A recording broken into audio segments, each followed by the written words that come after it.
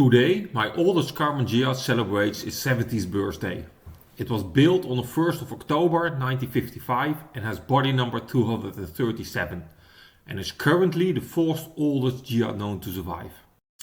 The car was offered on the Samba in 2018, and while it was a little bit overpriced, I really wanted to have it. Unfortunately, the seller couldn't tell me anything about the history of the car. The owner passed away and his son was not interested.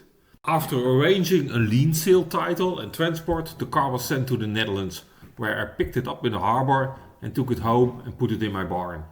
Fortunately enough, it has the most of the early features like the 3-row speaker grille, the early front indicator socket with the square holes and the roof drain that goes into the body.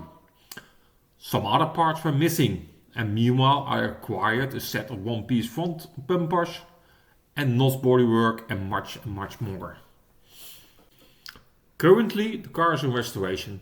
I know exactly what kind of early features an October 1955 Ghia should have, and I will have the car restored like it came out of the factory 70 years ago.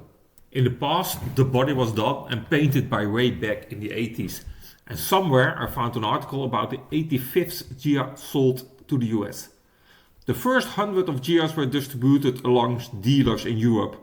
The first car delivered to the Dutch importer Pon was the 961349, and the second car and first customer car was the 981926. So, with the delivery date of the 17th of October 1955, my car can very well be the first Karmann Ghia imported in the US. So, what do you think?